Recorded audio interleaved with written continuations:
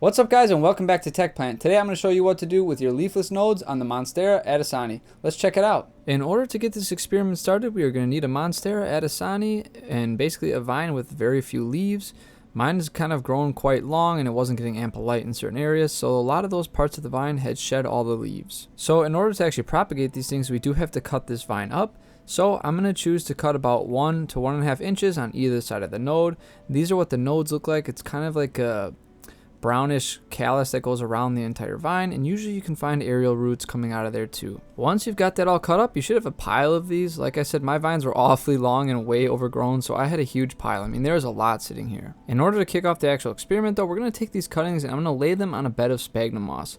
I think this stuff works really good at keeping the environment nice and wet while not oversaturating whatever you're trying to propagate into it.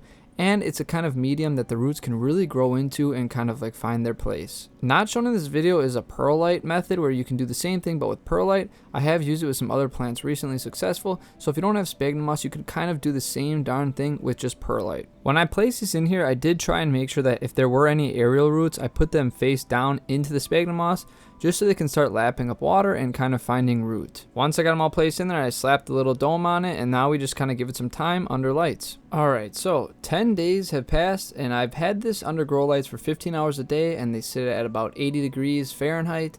And obviously in that little chamber, it's pretty high humidity. Just digging through it initially, the results look pretty decent. I have noticed a little bit of mold and other things, but I think that's because I'm not opening up the dome enough and getting fresh air in there. So make sure you're getting air inside that chamber and kind of letting it get some air and breathe. Looking up close though, you can actually see in just 10 days, a lot of these cuttings are starting to shoot out entire new growths in the form of vines. A lot of them also have roots too. I was surprised to see these kind of results in only 10 days from our initial cutting, but things are looking good, so let's package it back up, put it back in its growing space, and let's check on it in a little bit. Now it's been a total of 16 days since we took our initial cuttings, and I was actually really surprised by the results. A lot of them already have leaves and a good set of roots, and it hasn't been long at all. I also noticed there hasn't been nearly as much mold.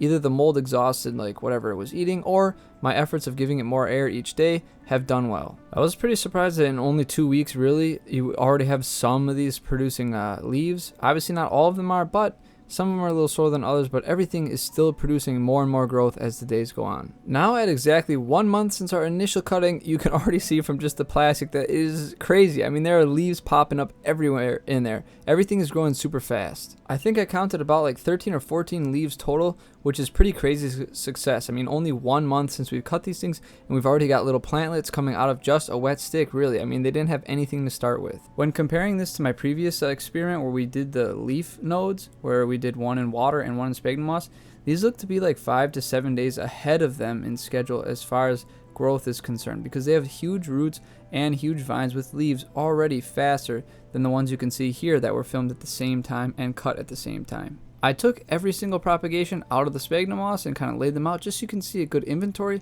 on how things did. And you can see only 5 really didn't do much at all, and I'm sure with a little more time they would, but everything else out of this did amazingly well. I mean, they all have good strong vines growing, tons of roots, and many of them have whole leaves started. At this point, these are ready to be potted up.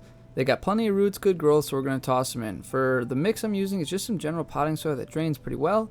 On top of that, I added some orchid mix, which is basically wood chips, some charcoal, and some perlite, and that's pretty much all I think I'll need for these.